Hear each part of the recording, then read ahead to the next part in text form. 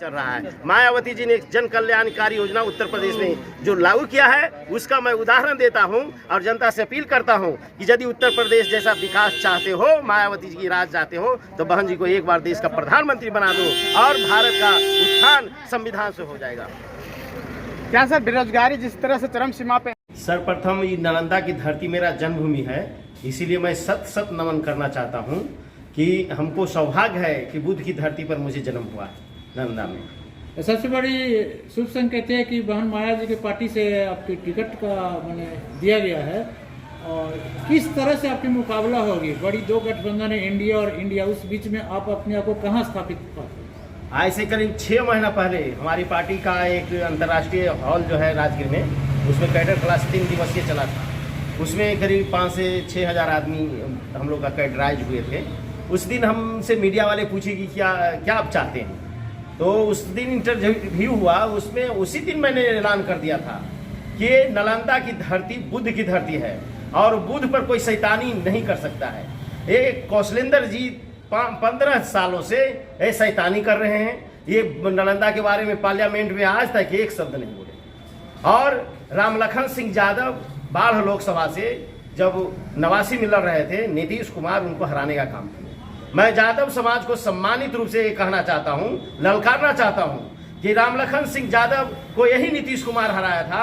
जिस उम्र में अभी नीतीश कुमार है उस उम्र में सम्मानित रामलखन बाबू थे, और जिस उम्र में उस समय नीतीश कुमार था, मैं अभी उसी उम्र का 55 वर्ष का हूं।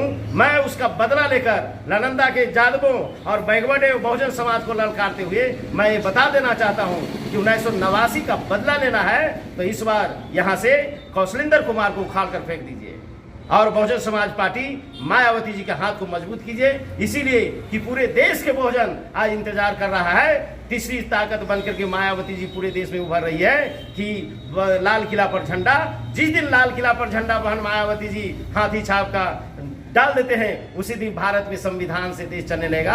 और संविधान में बाबा साहब ने सामाजिक कल्याण का जो योजना निहित किए हैं और उस कानून में जो बहुजन समाज के लिए सुरक्षित व्यवस्था है, उस व्यवस्था को मजबूती से बहन जी कायम करेगी और नालंदा की धरती कायम करने में बहन जी का हाथ को मजबूत करेगी।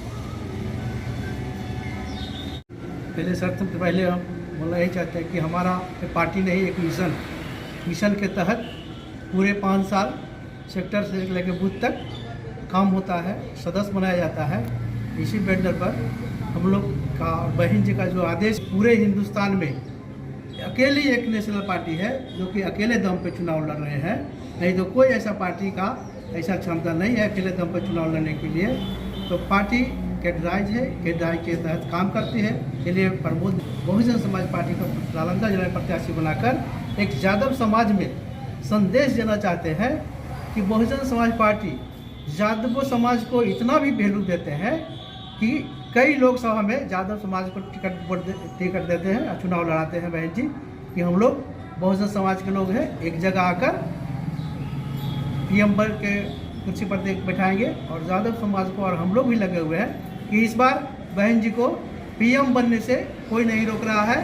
पीएम हर हाल में इस बार इनको बनाना है। बहन मायावती जी क्या नालंदा में कोई कार्यक्रम लगी है क्या चुनाव प्रचार? ये तो बहन जी का ऊपर से आदेश होगा, उसके बाद ही बता सकते हैं।